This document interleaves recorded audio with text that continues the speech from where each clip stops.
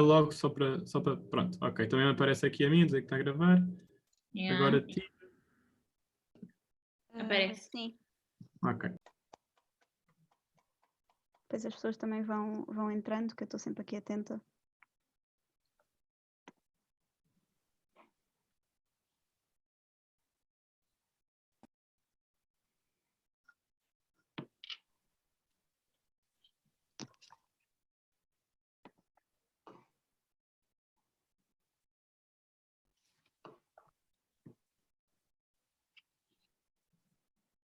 Se calhar vou já começando, não?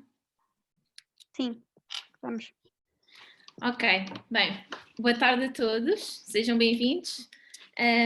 Desde já quer dizer que é absolutamente importante que se sintam à vontade durante o debate. O objetivo é mesmo que sintam que estamos a debater e não que estamos apenas a receber informação. Portanto, sintam-se à vontade para interromper o discurso, o meu, dos oradores, quando quiserem. Claro que aqui não é tão bom como seria presencialmente, mas têm à vossa disposição um bate-papo em que podem fazer perguntas e comentários e discordar, concordar, o que seja, e eu vou dando indicação de que esses comentários estão a chegar, portanto sintam-se à vontade para o fazer, e é isso. Para além disso, também queria dizer que este debate vai ser gravado e depois vai ser publicado no YouTube. Mas pronto, isso não impede nada, portanto sintam-se à vontade para fazer o que quiserem. Portanto, temos connosco como oradores, temos em primeiro lugar a professora doutora Mariana França Gouveia, que é a diretora da Nova School of Law, advogada e sócia da firma PLMJ, que muitos de nós já devemos conhecer também. Do outro lado temos também o Dr. António Pedro Braga, advogado e sócio da firma de advogados Moraes Leitão, sendo que é também coordenador de uma equipa na área de direito fiscal. Portanto, é com eles que vamos debater hoje e vamos receber alguma informação que tenho a certeza que também vai ser útil para algumas pessoas. Portanto, o tema do nosso debate é o futuro da educação e das profissões jurídicas. Acontece que nós sabemos que o direito por si é tipicamente uma área bastante tradicional, o que leva a que naturalmente seja uma área se calhar um pouco menos flexível, e isto nota-se principalmente em termos da forma de educação e da forma de ensino do direito, que é tipicamente bastante rígido, o que se nota também nas diferenças entre os tipos de direito que há em vários países. No entanto, com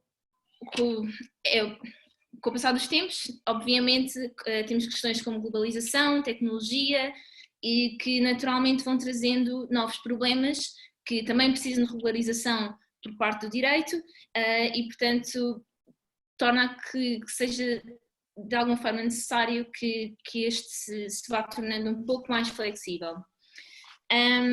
Pronto, feitas todas as introduções, eu vou começar pela primeira pergunta. Não há vezes para responder, obviamente, portanto sintam-se à vontade para falar quando quiserem. Outra vez no bate-papo também, estejam à vontade para dizer o que quiserem, eu vou estar atenta. E começo pela primeira pergunta, que é: as universidades portuguesas têm feito um bom trabalho na preparação dos futuros juristas? Sim ou não, mais ou menos, o que é que acham? Pontos a melhorar? O que é que tem sido feito nos últimos anos? Em que medida é que pode ter melhorado ou não? E força. Doutora, começo eu? Posso começar? Pode começar. Ora bom. Depois discordo, se for o caso. Exatamente. Não, mas depois intervirá certamente, porque a minha opinião é uma opinião, digamos, exterior à universidade.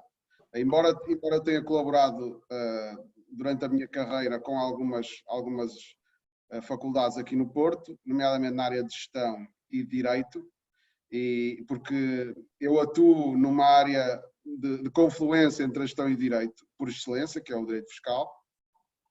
Eu não tenho um conhecimento profundo daquilo que neste momento se passa nas universidades e nos cursos de direito. A informação que eu obtenho é sobretudo a informação que decorre dos processos de recrutamento, que nós todos os anos lançamos, e que em setembro, outubro decorrem, e nós todos os anos admitimos estagiários, e este ano certamente não será uma exceção. Bom, assim,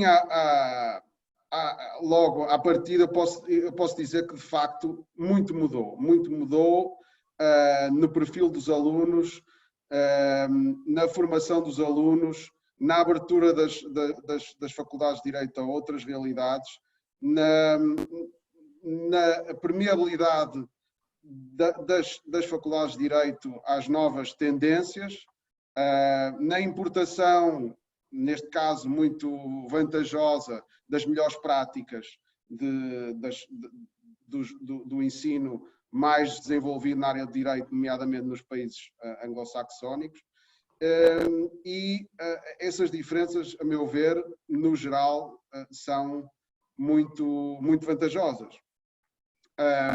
E eu recordo-me do tempo em que eu era aluno e em que concluí o meu curso. Eu fiz um curso pré-Bolonha e, portanto, 5 anos de licenciatura, em que não existia um sistema de créditos, não existia um primeiro ciclo e um segundo ciclo, existia a licenciatura.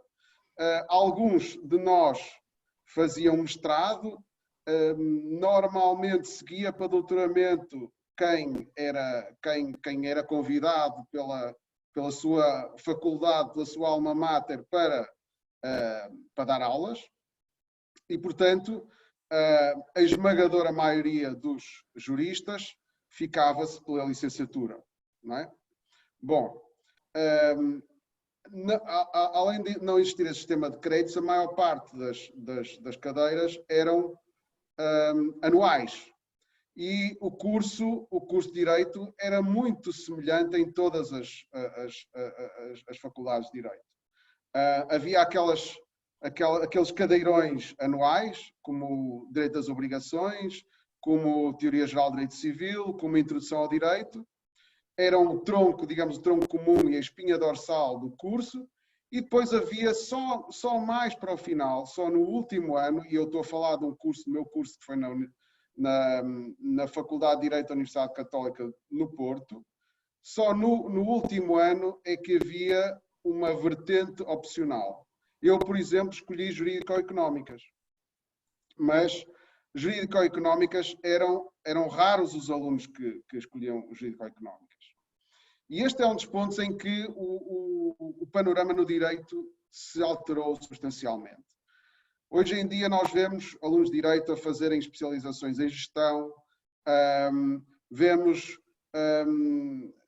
nos próprios currículos das faculdades novas disciplinas, novos ramos do direito. Isso, de facto, apraz muito registar e é algo que nós, como formadores, procuramos.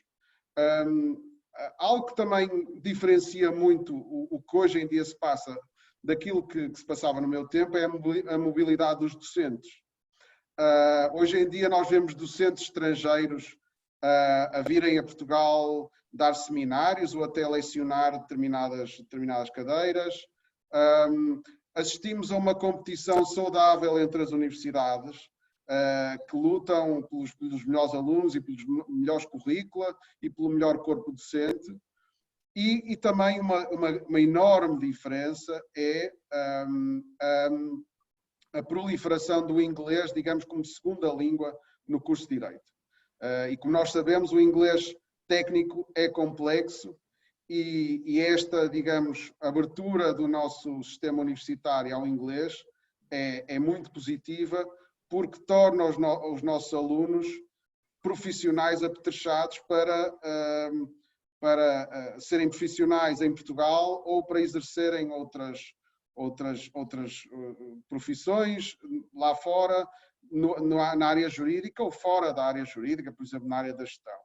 E, portanto, eu diria que muito mudou e, em geral, mudou para pior. Eu agora falei do que mudou para pior e vou dar a palavra à doutora Ana Gouveia, e depois queria falar também um pouco daquilo que eu acho que estará um pouco não tão bom como estava quando eu tirei o meu curso. Mas isso mudou para pior? Queria dizer mudou para melhor ou era mesmo mudou para pior? Não, há algo...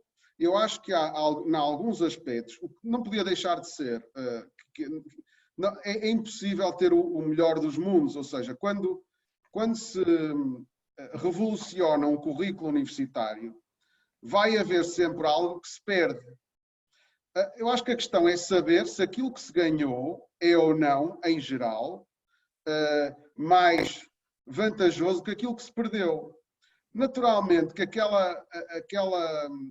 peso que determinadas disciplinas na área do direito tinham no currículo, obviamente que depois se refletiam num conhecimento mais profundo dos alunos que estavam, digamos, à sombra desse currículo em determinadas áreas. Ou seja, um pendor mais forte de determinadas áreas e menos disciplinas opcionais tem desvantagens e pode ter algumas vantagens.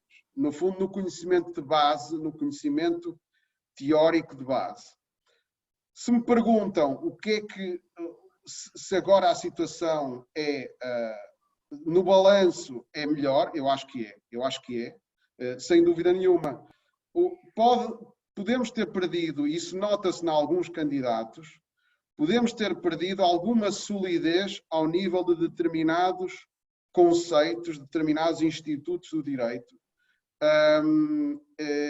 porque acaba por haver mais dispersão.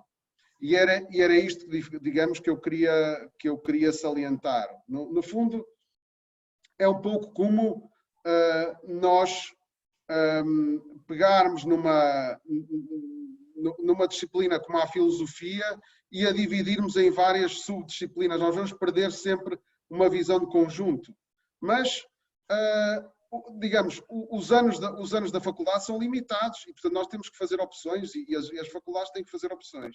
E, a meu ver, em geral, as opções que têm feito são positivas. Então, eu vou tentar também ser breve e dar só aqui umas ideias. Eu teria todo o gosto, naturalmente, em responder às questões que queiram ser colocadas. Vou fazer um bocadinho de eco, sou só eu ou vocês também estão a ouvir? Não, estamos a ouvir, mas acho que não há problema. Diga? Estamos a ouvir, não dá para perceber. Não, eu estava a dizer que estou a ouvir eco. Sim, estamos a ouvir. Mas não há problema, continua.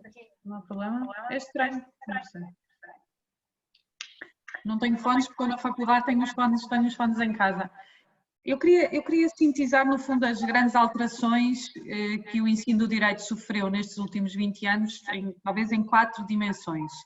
Aqui o Dr. António e o Pedro chegámos à conclusão na semana passada que somos da mesma idade, não é? Portanto, entramos na faculdade na mesma altura, embora faculdades diferentes.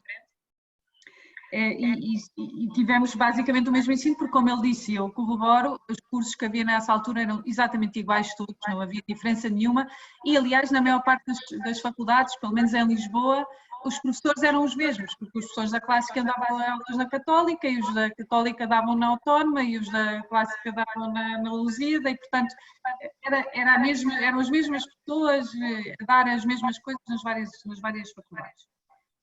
Entretanto, mudou muito e eu, olhando, e ainda agora estava aqui a pôr a página da Nova e o nosso currículo na licenciatura, e se nós compararmos isto com aquilo que foi o meu curso de Direito em 92, 97, quer dizer, não tem nada a ver, não, é água do vinho, embora haja muitas coisas que ainda lá estão, mas há muitas que não estão e há muitas que estão de uma maneira diferente.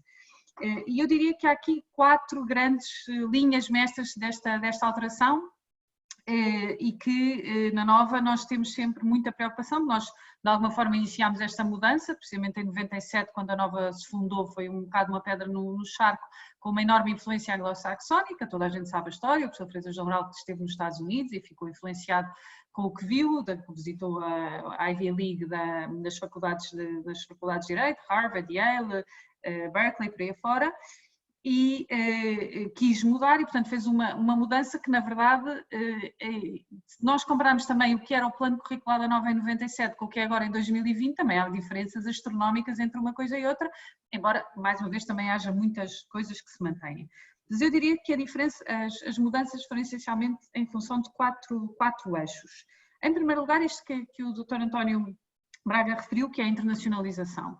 Portanto, os cursos, quando eu fiz Direito, nós na Clássica, em 92, 97, não havia programa Erasmus, e não havia, não é porque ainda não existisse, eu sou velha, mas não sou assim tão velha, mas porque se entendia que ninguém podia fazer Direito para outro sítio que não fosse Portugal, porque nós aprendíamos era Direito Português, e, portanto, ir estudar para a França, ou para a Itália, ou para a Alemanha, direito alemão, francês, não podia ser, porque depois não sabíamos o direito português. E, portanto, estava completamente vedado essa hipótese, numa altura em que eu tive vários colegas meus noutros cursos a fazer esses programas. E, portanto, mais internacional nos currículos, ou seja, há muitas cadeiras que são de direito internacional e que são de direito europeu, que são de direito transnacional, se quiserem, portanto, muitos conteúdos que vão muito para além do direito português, e mesmo nas cadeiras tradicionais, portanto, mesmo naquelas cadeiras que continuam a existir, seja processo civil, como é a cadeira que eu dou, ou direito dos contratos, ou direito às obrigações, há uma dimensão internacional que não existia naquela altura, até porque nós damos muitas vezes, temos que dar instrumentos internacionais, por exemplo, em obrigações temos que dar os Incoterms, vamos dar um exemplo. Em processo civil eu dou muitas vezes os princípios do processo justo, os princípios internacionais do Process of Law, que não é uma coisa portuguesa. Portanto, esta internacionalização não tem apenas a ver com novas cadeiras, mas também tem a ver com o conteúdo internacional das cadeiras já tradicionais e formativas do direito. Depois também há uma dimensão... Só fazer aqui um apontamento. Só para terem uma ideia, a Mariana lembra-se muito bem disto, e eu acho que isto hoje em dia já não é a realidade. Eu lembro-me que quem se fosse doutorar em Direito naquela altura, o melhor era aprender alemão e aprender bem alemão, porque não tinha hipótese de fazer um doutoramento em Direito se não soubesse falar alemão. Isto é extraordinário. Pensando nisto hoje, a esta distância, parece que já passaram décadas e décadas e décadas, e algumas já passaram, mas é extraordinário. Exatamente. Eu de alguma forma apaixonei-me pelo curso de Direito no segundo ano com a disciplina de Teoria Geral de Direito Civil, foi a minha grande revelação do Direito e do que eu gostava no Direito, e nesse próprio ano comecei a inscrever-me no Goethe Institute e fui estudar alemão, porque percebi que se queria fazer alguma coisa do ponto de vista académico em Direito privado, essencialmente tinha que estudar alemão, e devo dizer que foi um sacrifício enorme. Mas pronto, lá consegui, e quando fiz o meu doutoramento, estive na Alemanha durante uns meses a estudar direito alemão, e tinha que ser, e hoje em dia não. Eu tenho, aliás, vários orientandos meus, também agora mais mesmo no processo civil, que não falam alemão, não estudaram o direito alemão, e não é necessário. Claro que não tem mal se souberem, mas pode-se perfeitamente fazer um doutoramento sem isso. Mas voltando aqui aos 4 eixos, portanto, internacionalização também nos professores, porque não é só nós contratarmos pessoas estrangeiras. Vocês sabem aqui na Nova, os alunos que me estão a ouvir da Nova, que nós contratamos, aliás, este ano pela primeira vez, 2 professoras novas estrangeiras que não se falam sequer português, uma é francesa, outra é grega, que se licenciaram, uma na Grécia e depois doutorou-se na Alemanha, a outra tem um duplo grau em Direito Francês e Direito Inglês, e depois licenciou-se no Instituto...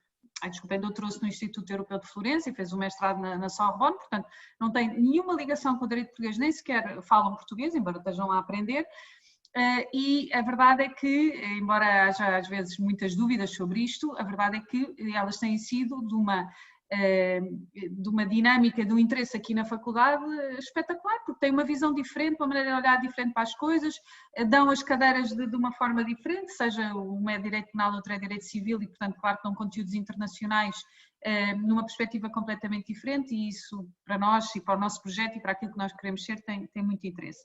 Mas a internacionalização também nos próprios professores portugueses, porque neste momento já não se admite que nenhum de nós, professor nacional português, não tenha uma rede internacional, que não investigue, não tenha colegas no estrangeiro com quem contacte e com quem tenha projetos de investigação, que não publique em revistas internacionais, que não fale em conferências internacionais. Portanto, é toda uma dimensão do ensino que é completamente diferente do que existia na altura e que faz parte da globalização, faz parte do que Portugal quer ser como país.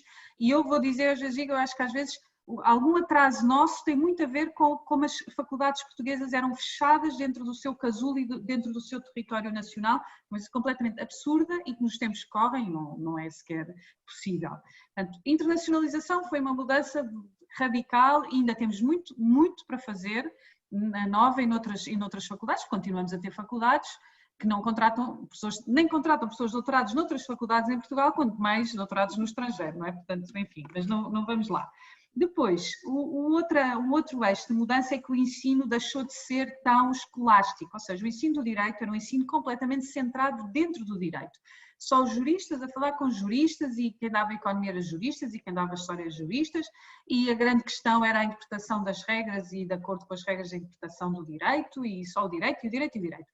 Isto também mudou, e a Nova também, desde o primeiro momento que alterou isto, e introduziu disciplinas de economia, disciplinas de história, disciplinas de sociologia, filosofia, de outras áreas que são dadas não por juristas, mas são dadas por professores, e como vocês sabem, os alunos da Nova que estão aqui, que as disciplinas de economia sempre foram dadas por professores de economia, atualmente professores da SBE, as de história por uma historiadora, que é historiadora de direito, mas é licenciada em história, e por aí fora. E, portanto, esta abertura de perceber o direito no contexto, que é uma das marcas da Nova, portanto, o jurista tem que ser, um jurista consegue olhar para um problema jurídico, mas não ser o burocrata, não é? Aquela coisa que eu inventei da antítese do burocrata, e ser alguém que percebe o problema no contexto, seja o problema no contexto do cliente, do negócio do cliente, da questão macroeconómica, da questão sociológica, se for mais uma lógica de investigação ou de história ou o que for. E, portanto, esta é a segunda vertente da alteração, que eu acho que nós aqui também tivemos aqui uma posição muito importante na altura em que fizemos isto, e tem vindo a ser acompanhado também pelas outras faculdades, às vezes avança um bocadinho mais que nós e outras vezes nem por isso. Depois o ensino é menos teórico, é menos dogmático, portanto nós não andamos a discutir, e eu confesso que tenho pouca paciência para o professor A achar aquilo e o professor B achar aquilo, e cada um inventa uma tese porque acha que se valoriza enquanto professor universitário para inventar uma interpretação sobre uma lei qualquer, e eu acho que o direito não é nada disso, o direito é regular e é dar segurança às pessoas, aos cidadãos, aos empresários, aos agentes políticos, e portanto o ensino é menos teórico nesse sentido, portanto menos focado nas doutrinas e nos doutrinadores, e pensa, mas mais prático, mais trabalhando jurisprudência, trabalhando casos concretos, trabalhando situações da vida, numa lógica de contexto e numa lógica de sociedade, e não tanto numa lógica de que divertido que é especular sobre o conteúdo de uma regra que pode ser lida assim ou assado, virado ao contrário, frito e cozido. Pronto, isto é a terceira vertente. E depois, uma segunda vertente, que esta talvez seria um bocadinho menos inesperada e que tem a ver com Bolonha, não tem tanto a ver, diria eu, com agora a fundação da Nova, que é a especialização. Porque é verdade que com Bolonha nós tivemos que reduzir o curso de 4 anos e, portanto, o que é que nós fizemos nos 4 anos? Todas as faculdades, nós focámos no básico. Portanto, nós temos que ensinar, dar os instrumentos essenciais aos alunos para serem juristas e, portanto, temos que dar a teoria geral, temos que dar a teoria da lei penal, temos que dar os direitos reais, portanto, essas coisas todas que nós todos aprendemos desde há 100 anos, mesmo que sejam dadas de forma diferente e com uma metodologia diferente, nós temos que dar isso. E, portanto, houve uma contração do curso e a possibilidade de haver cadeiras optativas é menor, a possibilidade de haver especialização nos 4 anos não é possível. Portanto, os 4 anos têm que ser 4 anos para dar as peças essenciais do puzzle, que é o direito, e para poderem analisar e saber analisar um problema jurídico nas suas diversas vertentes ou nas vertentes mais importantes. E depois faz uma especialização, que é no mestrado, que hoje em dia quase todos os alunos, não todos, mas quase todos os alunos de Direito fazem. E esses mestrados sim são cada vez mais especializados, ou até às vezes hiper especializados. Ainda há bocadinho estava a dizer, não é? Nós no Casa Nova temos 9 mestrados, embora às vezes alguns têm alguma sobreposição, mas a verdade é que são muito diferentes e muito. Quer dizer, o mestrado de Forense e Arbitragem, por exemplo, que é aquilo que eu coordeno, não tem nada a ver com o mestrado de Direito e Segurança, ou não tem nada a ver com o mestrado de Direito e Tecnologia, ou com Law and Management, são coisas completamente diferentes. E, portanto, esta mudança também trouxe uma especialização um bocadinho à partida, que não existia nos nossos cursos, porque os 5 anos ainda eram cursos gerais em que se aprendia um bocadinho tudo, e aqui não, reduzimos os 4 anos, aprende-se tudo naqueles 4 anos e depois faz-se logo um mergulho numa especialização, que os alunos, isto foi uma coisa que no início não foi muito clara, mas hoje em dia é completamente clara, que a maior parte dos alunos faz logo a seguir a acabar o curso e, portanto, acaba por ter ali uma especialização forte logo no último ano do curso. Portanto, eu diria assim, em geral, para responder à primeira pergunta da Inês, e não sei se demorei muito tempo, um dos problemas dos humanos é quando começam a falar, nunca sabem se estão a falar há 5 minutos ou há 15. Está ótimo, mas eu já agora aproveitava o argumento que a professora estava a ter e introduzia já a segunda pergunta, que é precisamente sobre a internacionalização, só que é num aspecto diferente. Portanto, a professora estava a falar de internacionalização e trazê-la para dentro das nossas faculdades. E eu agora pergunto-lhe relativamente às faculdades estrangeiras. Portanto, de que forma é que consideram ou acham que a preparação nas faculdades estrangeiras ou nas universidades estrangeiras é melhor que as nossas, nacionais, e em que sentido é que pode ser mais vantajoso ou desvantajoso um aluno, ou no geral, haver um ensino mais internacional do direito, tendo em conta, digamos, o conceito geral que direito em si é, que foi aquilo que falámos há bocado, que se calhar é um pouco mais rígido do que outras áreas, como seria, por exemplo, economia, e portanto em que sentido é que acham que outras faculdades estrangeiras podem ensinar de uma maneira melhor e em que sentido é que acham que pode ser vantajoso ou desvantajoso um aluno aventurar-se pela internacionalização do seu ensino em Direito? Ora bom, Mariana, posso... Sim. Porque acho que aqui acho que é interessante, eu tive, e a Inês não falou disto, mas nós já tínhamos falado disto quando fizemos a preparação para esta sessão. Eu fiz um mestrado em Inglaterra, no ano de 2009 a 2011, e foi uma experiência extraordinária, porque eu fiz um mestrado e estava a trabalhar ao mesmo tempo. E isso até se pode pensar, bom, mas como é que é possível fazer um mestrado, estar a trabalhar ao mesmo tempo em Portugal, e numa área de direito muitíssimo absorvente, e fazer um mestrado, como é que isso é possível? Bom, é possível porquê? Porque, e aqui eu falo do sistema inglês e anglo-saxónico em geral, que é sempre a nossa referência, ou em grande parte a nossa referência, porque somos muito permeáveis a tudo aquilo que vem de Inglaterra, e é um sistema que é feito, de facto, para apostar na educação. Aquilo que quem promoveu esse curso pensou foi, bom, como é que nós podemos atrair profissionais para este mestrado, pessoas que estão a trabalhar. Então, isto era um mestrado que tinha duas modalidades, uma em full-time, e em full-time os alunos eram residentes, e uma em part-time, realizada em 2 anos, em que havia aulas à sexta-feira, algumas sextas-feiras no ano, e fim de semana sim, fim de semana não, todo o fim de semana, aulas em Londres. E foi assim que eu pude fazer este mestrado. Eu apanhava o voo, felizmente eu devo à Ryanair ter feito este mestrado, porque a Ryanair começou a voar do Porto e foi que me permitiu ter a possibilidade de estar em Londres quando eu quisesse. No final do dia, muitas vezes no final de uma quinta-feira, no final de uma sexta-feira, voava para Londres. E tinha aulas durante todo o dia. Portanto, desde logo um curso tailor-made para captar determinado tipo de aluno, não é? O aluno já mais experiente. Depois, estamos a falar de uma jurisdição ou de um país que tem séculos e séculos de experiência com alunos internacionais. Não é? Eu não sei se alguém que nos está a ouvir sabe disto, mas a universidade, todas as universidades, todos os colleges de Cambridge, portanto a Universidade de Cambridge no geral, tem mais prémios Nobel do que a França inteira, não é? E isto resulta de uma experiência não só com estudantes ingleses, mas também com o melhor que há no mundo, não é? E, portanto, o ensino, sobretudo o ensino pós-graduado em Inglaterra e também nos Estados Unidos, naturalmente, mas aqui em Inglaterra em particular, porque é a experiência que eu conheço, é uma verdadeira indústria, não é? Ou seja, é um produto do país, é um produto do país. E em que é que este produto se traduz?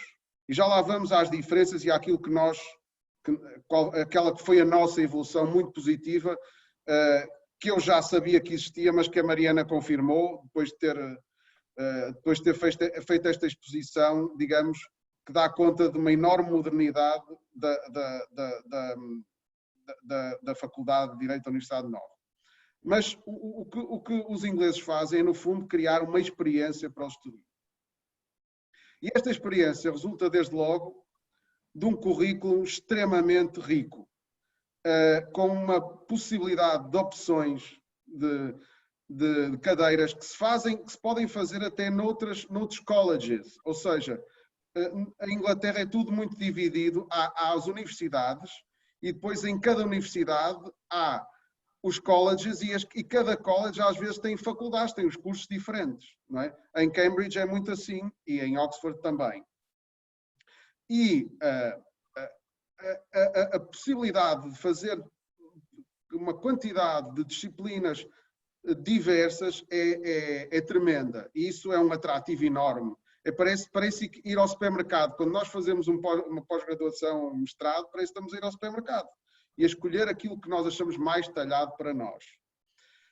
Depois, estamos a falar de docentes que são exigentes, que são normalmente muito capazes e que têm só algo que eu acho que certamente que a Nova também explora, tem muitas soft skills, não é? Ou seja, que têm uma oralidade, uma expressão oral excelente, que são socialmente muito capazes de se relacionar com os alunos e de fazer com que a faculdade seja um lugar agradável para se estar. São muito exigentes, mas descem ao nível dos alunos. Ou seja, não são excessivamente familiares, mas são familiares que descem ao nível dos alunos, falam com eles muitas vezes quase de igual para igual. E normalmente desenvolvem programas de imersão dos alunos, de interação com os alunos, de acolhimento dos alunos muitíssimo, muitíssimo ricos. Depois há, como eu disse, uma reduzida compartimentação dos cursos. E não há muito afunilamento em função das habilitações. Por exemplo, um arquiteto consegue, parece-me a mim, mais facilmente reconverter-se em Inglaterra e fazer e tirar uma especialização em direito ou num ramo do direito do que acontece aqui em Portugal. Agora isso já é diferente, mas há uma possibilidade de facto de voltar atrás nas opções que se faz na vida e nas opções iniciais. Isso é muito positivo. Obviamente que um curso de Direito não pode deixar de ter determinadas disciplinas nucleares, mas quanto mais, digamos, seja aberta a possibilidade de especializar, mais fácil é para um profissional se reconverter. Depois há um team building extra-académico e de imersão na própria cultura do país incrível, não é? Nós ao final, e eu não sei se lá está, eu não conheço a experiência aqui agora, mas ao final de muito pouco tempo conhece toda a gente e estamos a falar com pessoas das mais diversas nacionalidades e a compartilhar experiências. Depois, é um ensino muito prático e muito baseado em casos, em moot-courts, em experiência prática, em discussões. Lá está, aquilo que a Mariana falava é absolutamente fundamental. Não há egos excessivos e não há, ou pelo menos eu não tive essa experiência, e não tive também uma experiência de teses peregrinas que são, em que os alunos são obrigados a decorar para, digamos, encher o ego do professor ou criar um conjunto de discípulos em torno do professor. Não assisti a isso, de facto. E tive docentes muito eminentes, conhecidos em Inglaterra, com enorme trabalho na área fiscal, com grandes casos na área fiscal para grandes empresas e que eram sempre muito acessíveis, muito acessíveis. Eu dou só aqui um exemplo. Em Inglaterra existe o chamado Queen's Counsel, que é o conjunto de advogados, digamos, o escola de advogados da rainha. É uma espécie de um título honorífico. Eu tive vários Queen's Counsel a dar aulas e sempre falei com eles de igual para igual e sempre muito acessíveis. Portanto, não havia um elitismo dos docentes, o que era muito positivo. E para finalizar esta parte, há um aspecto que eu até uma questão aqui interessante que eu até queria discutir com a Mariana e que a Mariana sabe certamente que é assim.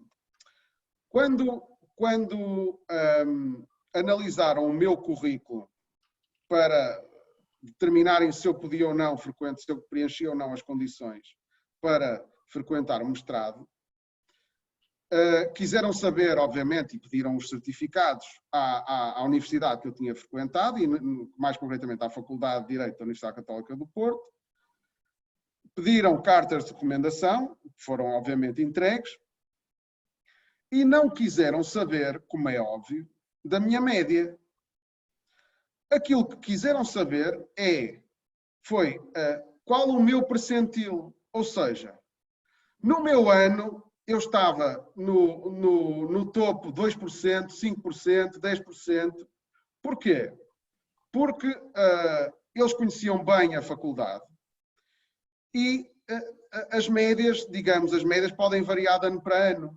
Nós sabemos que as médias em Portugal nos cursos de Direito aumentaram bastante nos últimos anos, pelo menos face àquilo que existia no ano em que eu me licenciei.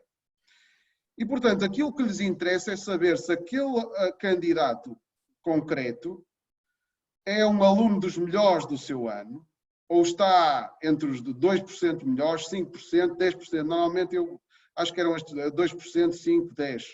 Né? Isto é muito importante porque eles são muito focados naquilo que verdadeiramente interessa, naquela informação que de facto lhes dá as bases para decidirem. E de facto esta foi uma experiência excelente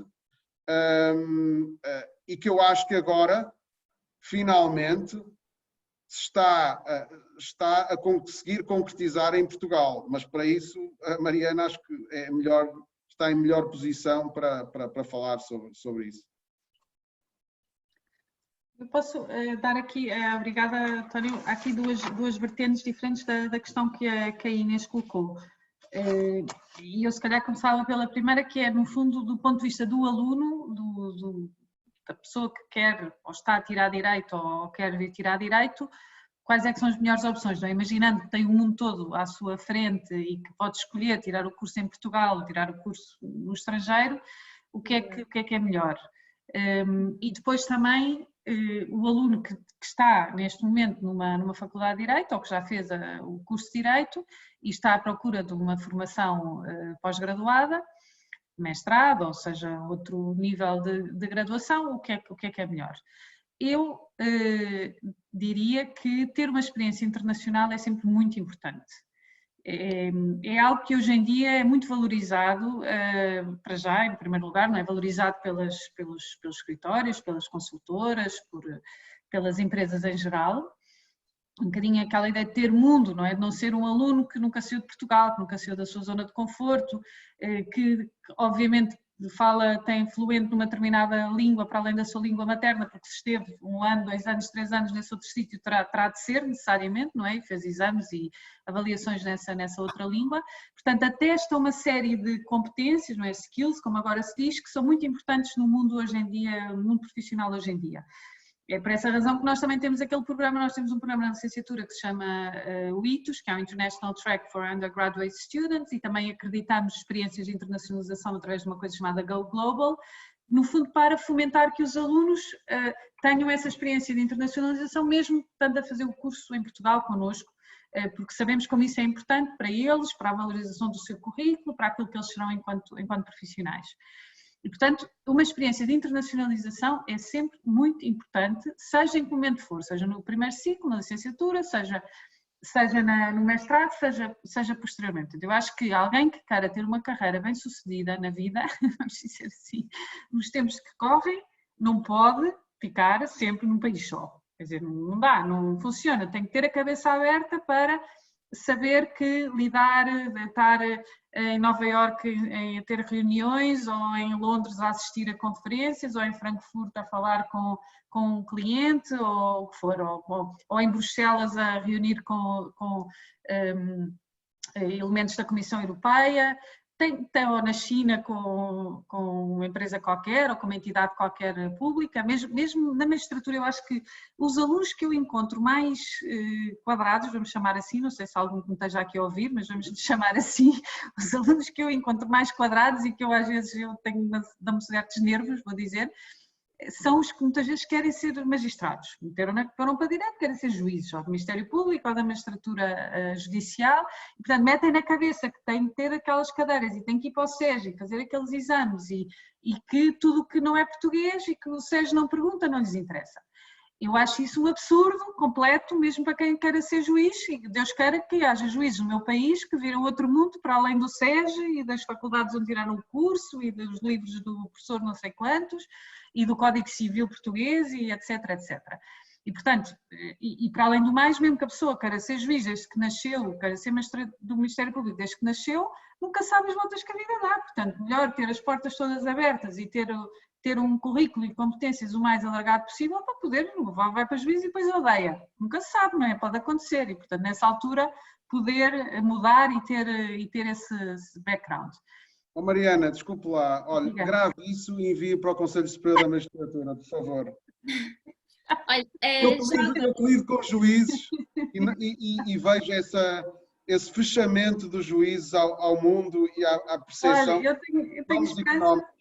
Nós, no mestrado de Forense e Arbitragem, a fazer propaganda ao meu mestrado, nós tivemos, o ano passado, a aluna que foi colocada em primeiro lugar, que é a Beatriz Albegaria, foi aluna da Nova e fez o Forense e Arbitragem. E este ano, nas provas, tivemos as 2 ou 3 melhores classificações de todos os alunos, são 1000 e tal, também foram alunos do nosso mestrado.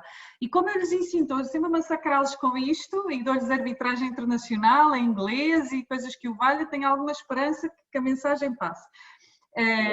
Mas enfim, olha, vamos ver, não é? Mas a culpa também é muito das universidades, de outras que não a nossa, que ainda vivem nos tempos um bocado diferentes e que são muito umbiguistas e enfim.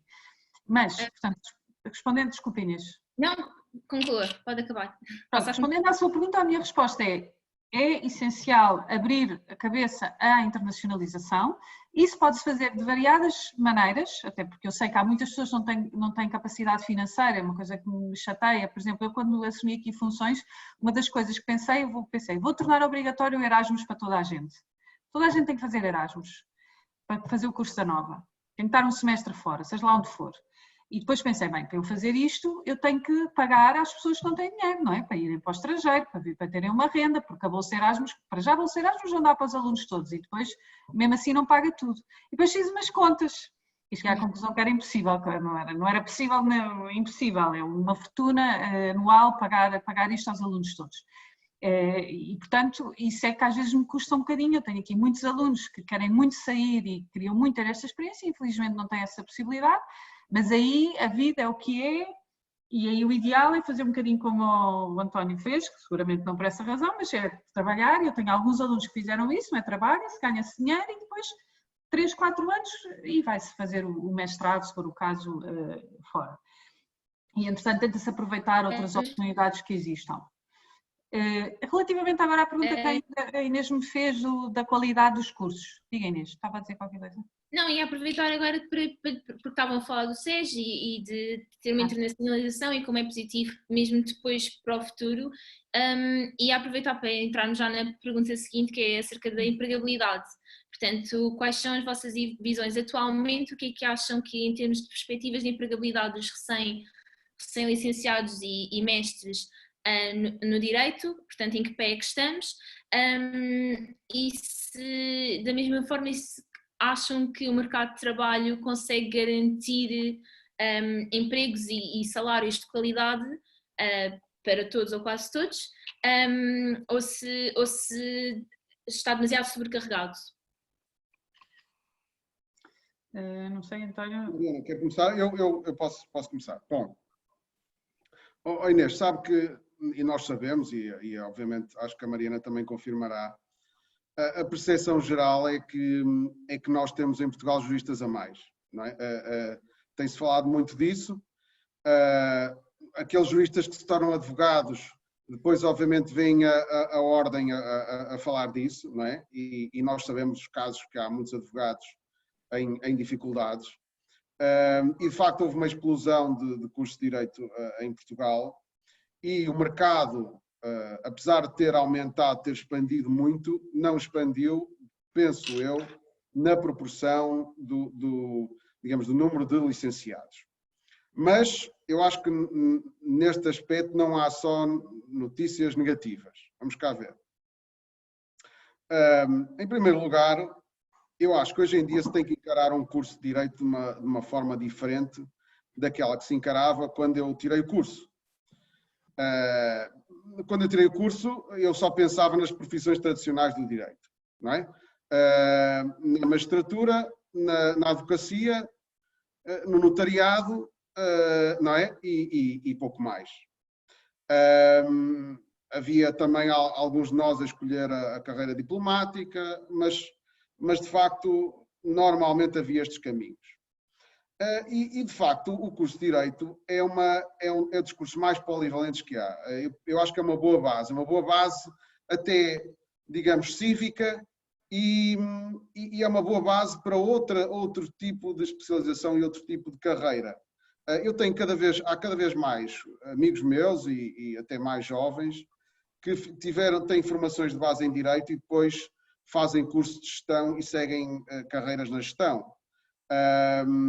Há outros que têm carreiras no jornalismo, na administração pública, nos recursos humanos das empresas, e as empresas, de facto, quando eu me licenciei, praticamente não tinham juristas, tinham, digamos, o diretor jurídico, não é?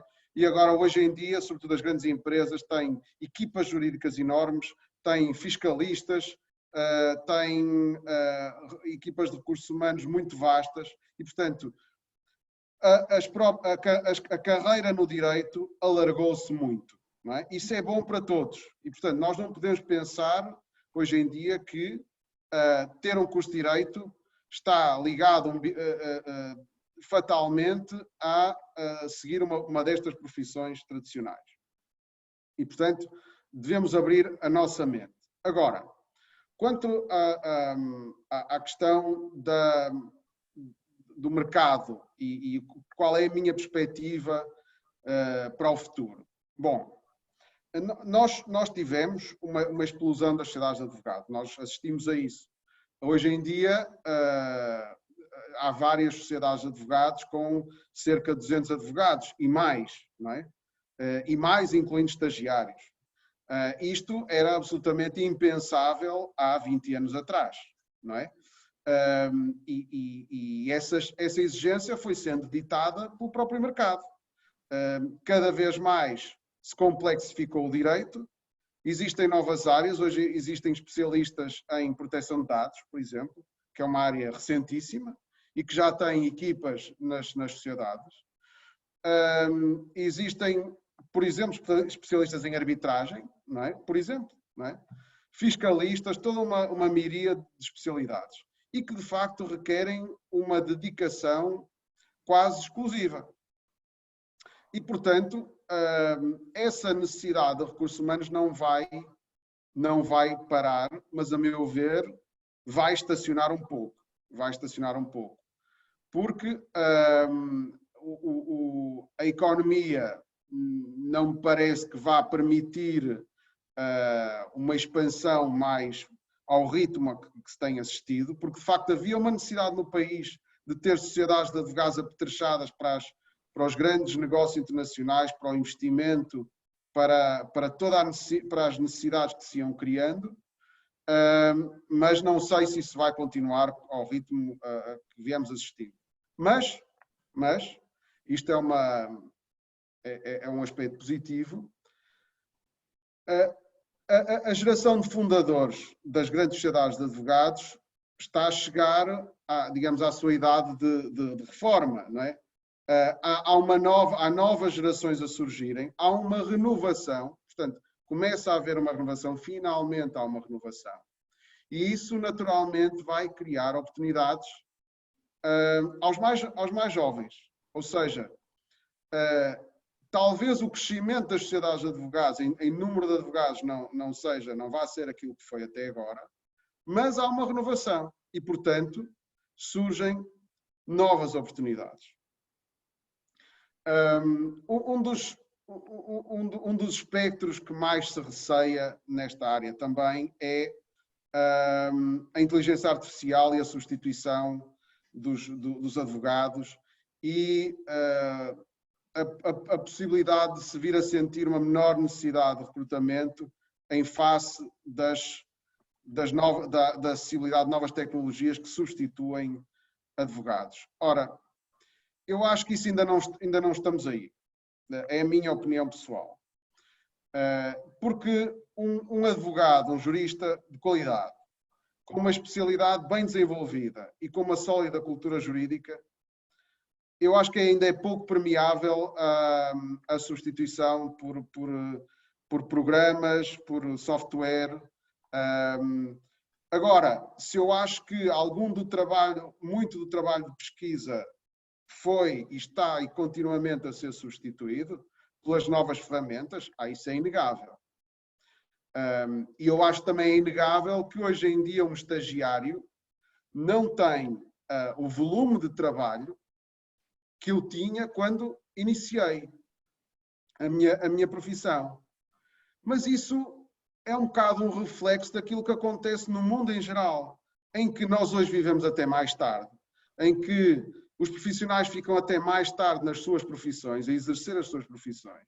E, portanto, as carreiras, digamos, têm um arranque, digamos, mais faseado. Mas as oportunidades também chegam a todos e vão chegar. E, portanto, o meu apelo é que procurem ter uma formação de base sólida e procurem a melhor especialização. Procurem ver o que é que o mercado vos pede, aquilo que vocês gostam e ter diferenciarem-se, ter a experiência internacional, terem um inglês acima de qualquer reparo, saberem escrever muito bem, serem cultos, terem também experiência extracurricular de responsabilidade social ou outro tipo de experiência. Enriqueçam-se, é o que eu acho que é fundamental para quem quer ter uma carreira bem-sucedida no direito. E já lá vamos depois, se quiserem, aos requisitos mais específicos da Moraes Leitão na contratação, no recrutamento. Professora. Acho que em relação à empregabilidade, concordo. O curso de Direito é talvez dos cursos, tirando da gestão, que tem mais saídas profissionais, tradicionalmente, e tem uma grande vantagem em relação à gestão, embora eu sou um bocado suspeita, porque eu sempre achei... A grande vantagem em relação à gestão é que é um curso técnico, e a gestão não é um curso técnico. A gestão é um bocadinho a liderança e blá, blá, blá, blá, blá, blá.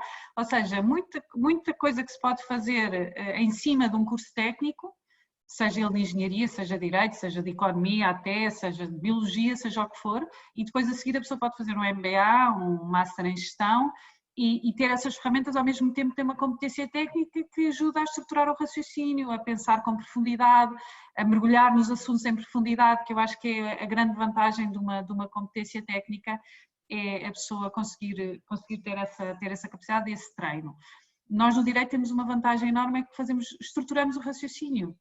Conseguimos olhar para um problema, dividi-lo em pequenas fezes. Eu costumo brincar com os meus alunos a dizer que o bom jurista é como o Jaco, o estripador, porque parte tudo aos bocadinhos e depois resolve cada problema de sua vez, não é? Portanto, temos que partir estes bocadinhos. Há uma questão que é uma questão da vida e depois temos que partir para ver cada uma o que é que se resolve e qual é a área do direito. E isto é muito importante na resolução de qualquer problemas. Eu milhentas vezes estou em reuniões, seja mais de trabalho com clientes, seja mais de coisas de gestão universitária, e esta maneira de olhar para as coisas é super útil para as resolver e para as organizar e para fazer as coisas avançarem. Portanto, e depois tem a técnica toda jurídica, da parte do sistema jurídico, a interpretação, por aí fora.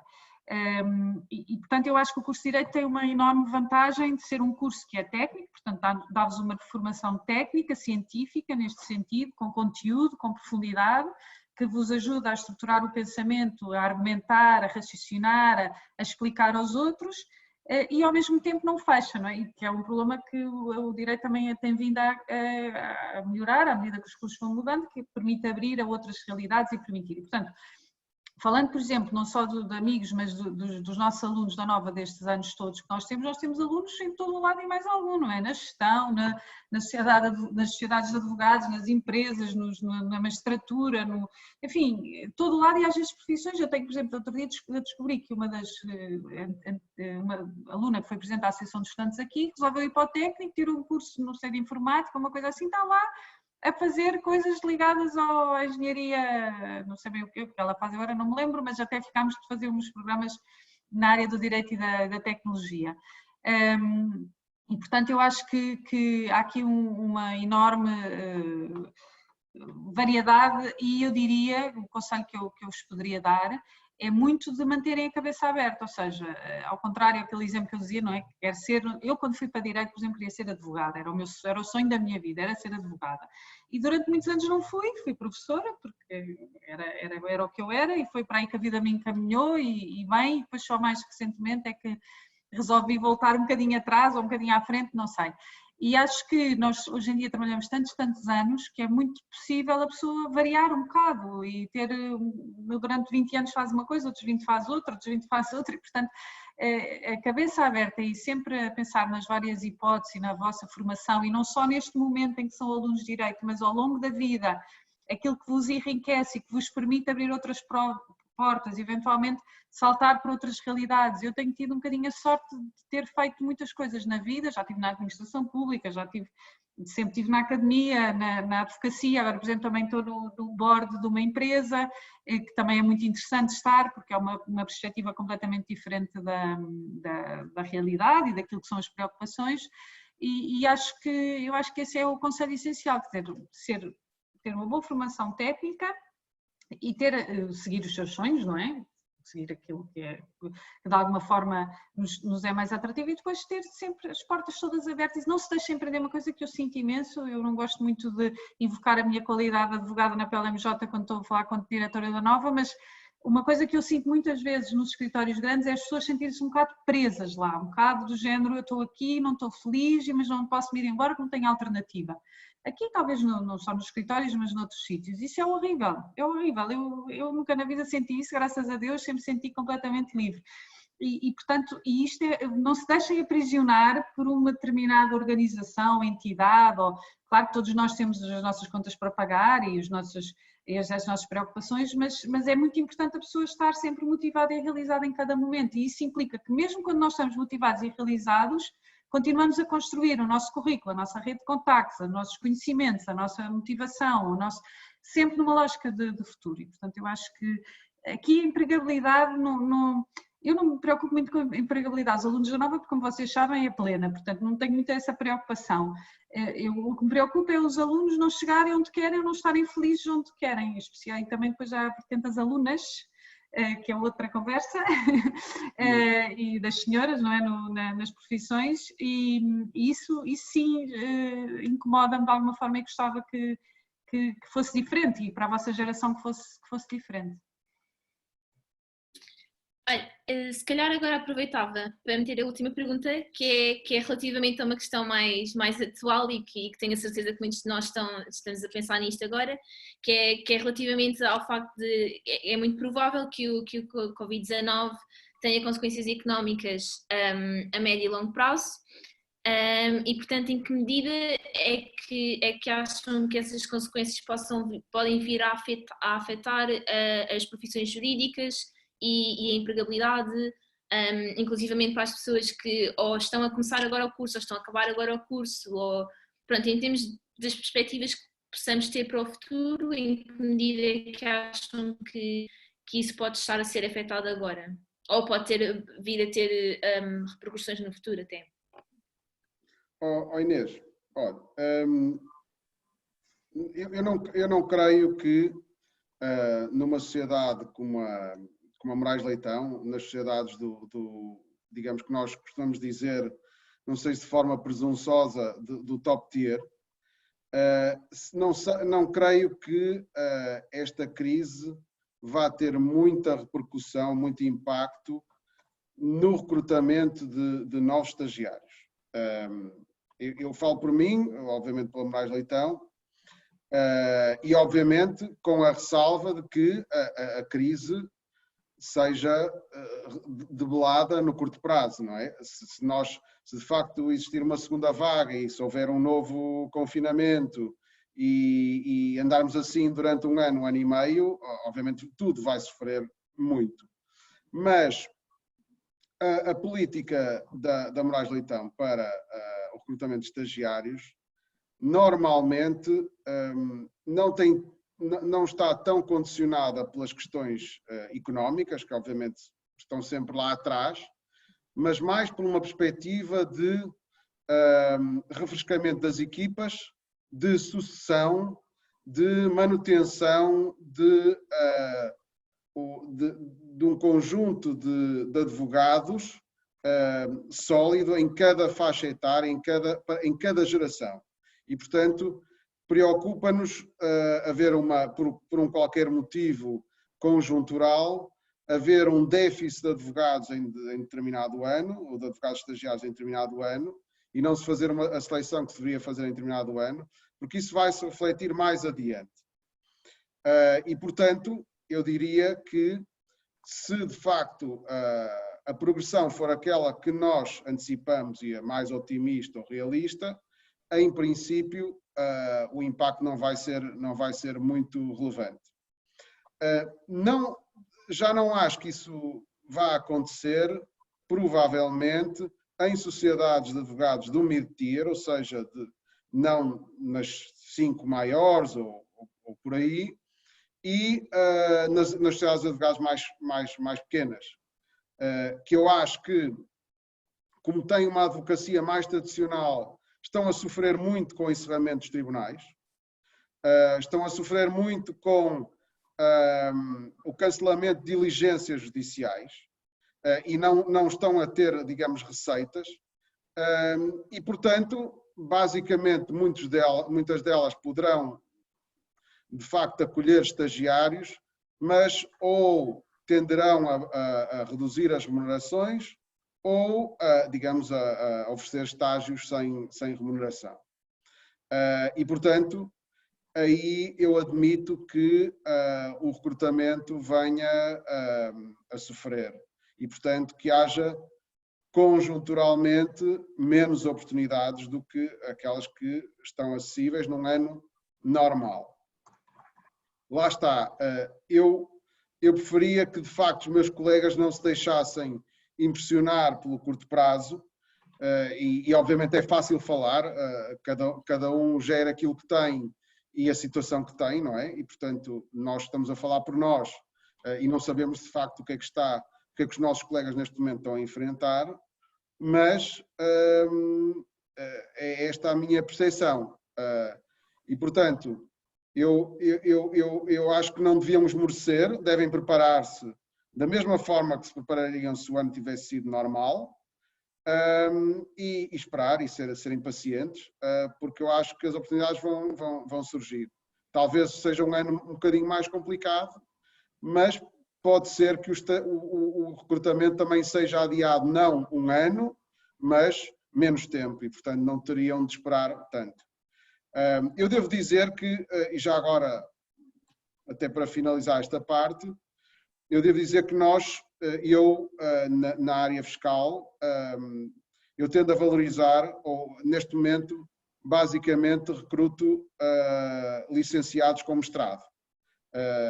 E, portanto, no fundo, dando aqui um bocadinho mais chega quanto à importância do mestrado hoje em dia, eu tenho, por princípio, recrutar estagiários que se querem especializar em fiscal, que tenham mestrado em fiscal. Mas, digamos, é uma forma particular de abordagem. Os meus colegas das outras sociedades de advogados, eventualmente, não têm este critério, não adotam este critério. Professora. Eu tenho muitas dificuldades em prever o que é que vai acontecer por causa do Covid, porque, enfim, temos todos, não é? E já estive mais otimista, já estive mais pessimista, já estive mais otimista. Sei lá, a pessoa leu o jornal de manhã, eu estava a ler o Público de manhã e pensei, não vou ler mais isto porque vou ficar deprimida já, portanto, mas também já tive por exemplo, empresas e clientes onde as pessoas até estão otimistas porque sentem que houve aqui uma paragem, mas que essa paragem vai ser rapidamente retomada. Há setores que vão sofrer imenso, portanto todos os setores que dependem da livre circulação das pessoas, porque as coisas, eu acho que se as coisas realmente, outro dia li uma coisa no Expresso este fim de semana que fazia a seguinte paralelismo, era como se nós todos estivéssemos na autoestrada e de repente o sinal ficasse vermelho e parávamos todos no sinal vermelho, não é? Foi um bocadinho o que aconteceu, de repente parou tudo. E o sinal agora fica verde, mas as pessoas não arrancam todas à mesma velocidade. Uns vão arrancar muito rápido, outros vão arrancar mais devagar, outros já não vão conseguir arrancar porque ficaram sem gasolina ou sem dinheiro para comprar.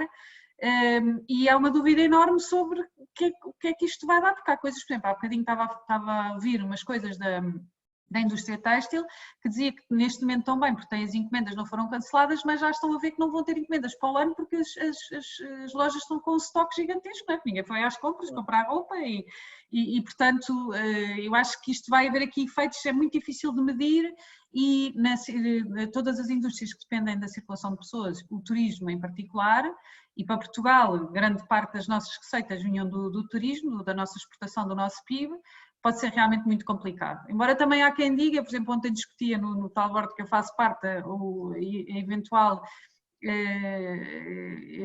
as consequências relativas aos cruzeiros e ao mercado dos cruzeiros, porque qual é a pessoa que se vai meter num cruzeiro, não é? Que vende aquelas coisas que nós vemos, mas também alguém dizia, não, as pessoas, quando isto passar vai estar tudo tão desesperado para sair, pronto, é isso. E eu, na verdade, eu pessoalmente ainda ontem disse para o meu marido, olha, nós tínhamos umas férias marcadas para o estrangeiro, já cancelámos, mas eu já estava a pensar, vamos arranjar um hotel qualquer em junho para ir para um hotel, só para sair de casa com os miúdos e andar de carro 300 km e sei lá, porque realmente é um bocado chato. Portanto, eu não sei, respondendo à Inês, eu acho que eu sou uma otimista por natureza. Acho que vai haver muito dinheiro que vem da União Europeia para a Europa em geral e acho que vai haver áreas, eu tenho estado um bocadinho atenta a isso, ou seja, este dinheiro que vai aparecer não vai tipo, toma lá, faz o que quiseres, não vai para determinadas áreas, todas as áreas da transição energética, todas as áreas da transição digital, de certeza que vai todas as áreas da saúde ligadas à saúde e ao Covid e alguma autonomia europeia relativamente a bens que agora são essenciais, das máscaras, aquelas coisas todas e, portanto, há indústrias aqui que eu acho que podem ganhar e podem ter alavancar de uma forma enorme com isto. Há outras que vai ser mais difícil. Como é que isto se vai equilibrar? Pode ser uma oportunidade, como foi um bocadinho em 2011, foi uma oportunidade para Portugal um bocadinho de se reposicionar no que queria ser no mundo. Portanto, pode ser uma oportunidade da Europa e Portugal também de se reposicionar. Isto é a minha veia otimista. Na minha veia pessimista, se não entrar dinheiro em Portugal, não é? Porque nós não vendemos serviços para fora, é claro que isso vai ser transversal à sociedade toda, não é? E vamos ter que a TAP, hoje também estava a dizer que a Boeing ia despedir 16 mil pessoas e a British Airways 12 mil e... Portanto é difícil. Para vocês também não têm que se preocupar com isso, é fazer o que podem. Para vocês é muito fácil, é fazer, e para todos nós, não é? Fazer o que podem e orientar-se para áreas, e eu estava aqui a referir duas áreas que eu acho que vão ser áreas de ponta, de investimento, a área ambiental, tudo o que é a transição energética, os carbonos, essas coisas todas, e a área tecnológica, tudo o que é a transformação digital e tudo o que aquilo, há bocadinho falado da inteligência artificial, tudo aquilo que vai poder ser feito através da tecnologia e a área da saúde. Eu acho que estas três áreas, e o direito está em todo o lado, não é? Se temos a vantagem que ninguém faz nada sem um jurista, antes ou depois ou no meio, seja de fiscal, seja de litígios, seja de corporate, seja o que for. Agora, eu acho que vocês têm que pensar um bocadinho isto, não é? Destas áreas e talvez fazer aqui umas apostas um pouco mais inteligentes, vendo, eu estou sempre a ver, quando estão a falar em fundos da União Europeia e dinheiro, estou sempre a ver o que é que lá está escrito, a ver para onde é que o dinheiro vai, que é para eu ir atrás. Eu salvo seja um bocadinho a faculdade a nível de investigação e de áreas de interesse, porque obviamente tem a ver com a nossa, mais uma vez, aquilo que nós fazemos, não é? Para além do básico, claro, mas o que vem a seguir. Bem, entretanto nós respondemos... Pode ser que as propinas nas universidades baixem.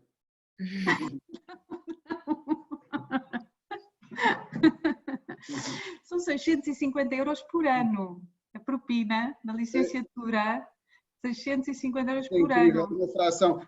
Deixem-me mostrar aqui, porque eu estive a fazer uma recolha e acho isto extraordinário. E eu acho que a Mariana deve ter estes números. E diz muito, digamos, das armas que as faculdades, as universidades no Reino Unido têm e que, por exemplo, a Mariana não tem, e a dificuldade que deve ser gerir estes orçamentos. Eu tenho aqui um número.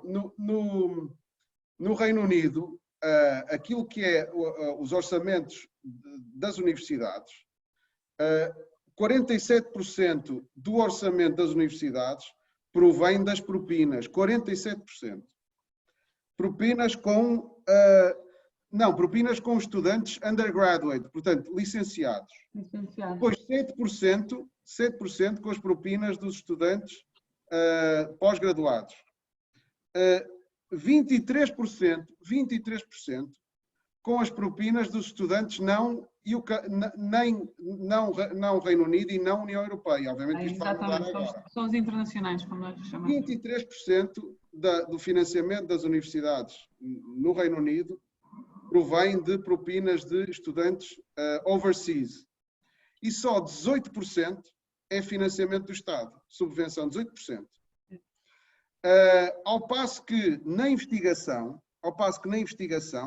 66% do direito vem do Estado. Ou seja, num país como o Reino Unido, o dinheiro que o Estado dedica à educação em geral é, sobretudo, aplicado na investigação e não nas universidades. Nas universidades são, sobretudo, os alunos que pagam. E, portanto, se numa perspectiva nós estamos bastante melhores, porque o Estado, digamos, ajuda-vos muito a concluírem a vossa educação.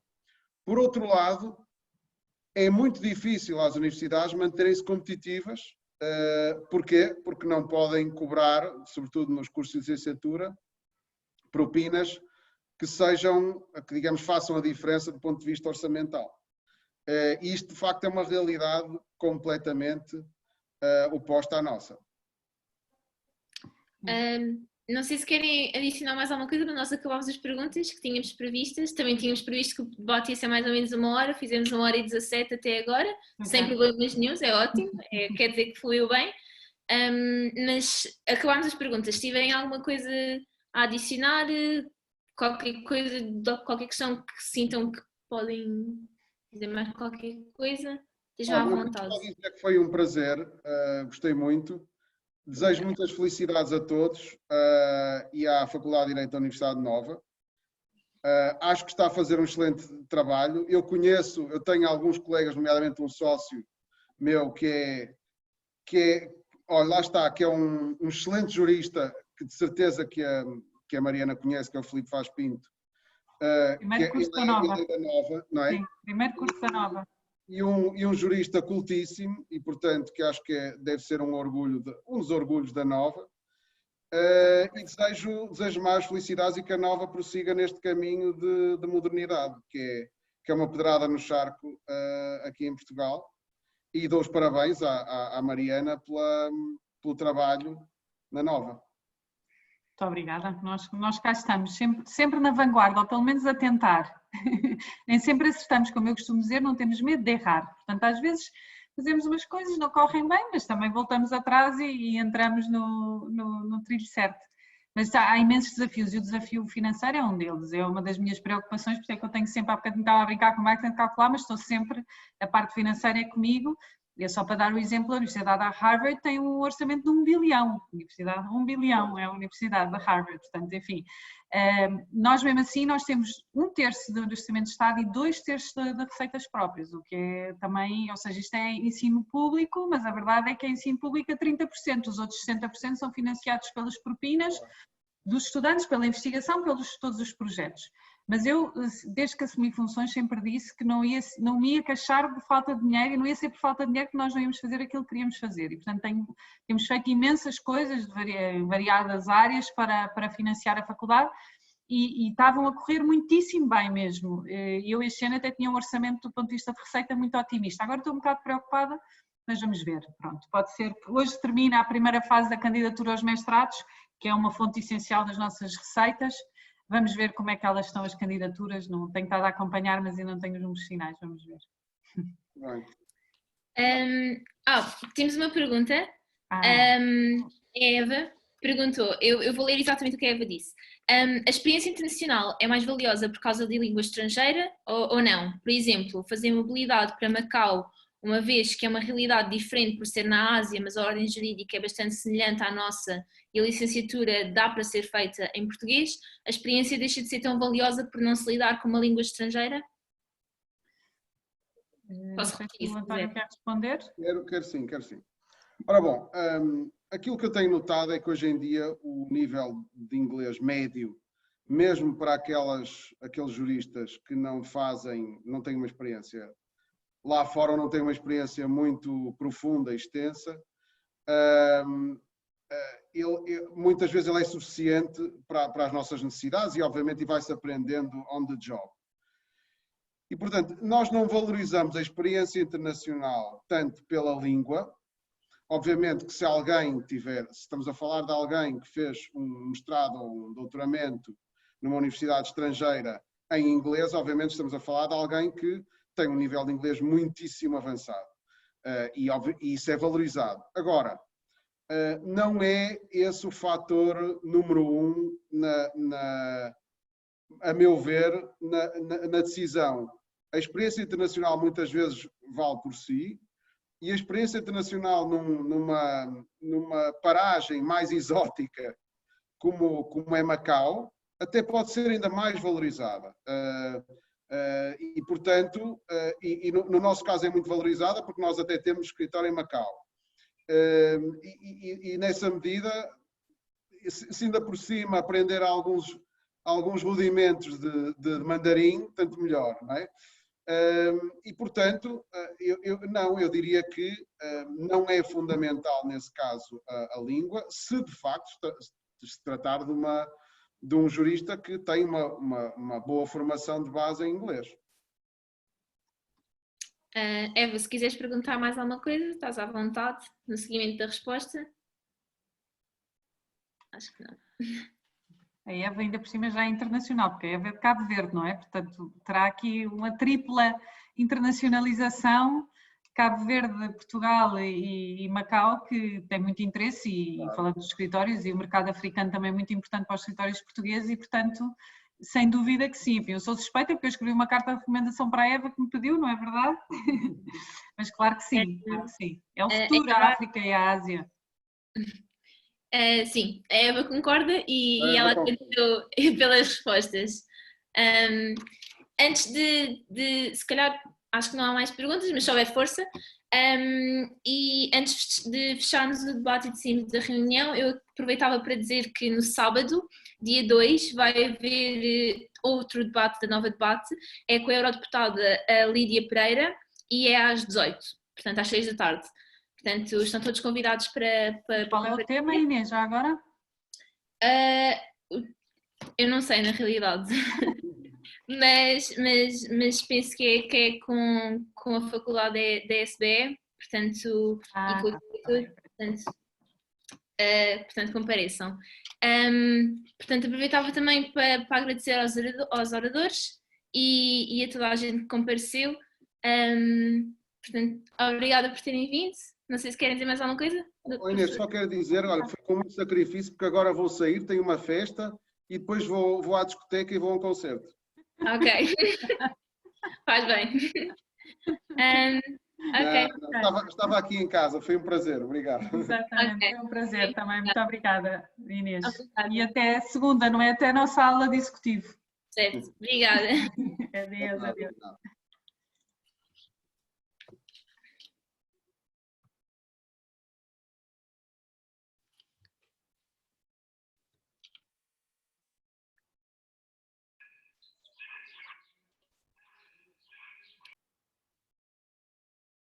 Olá, Inês. Olá, Maria. Espera.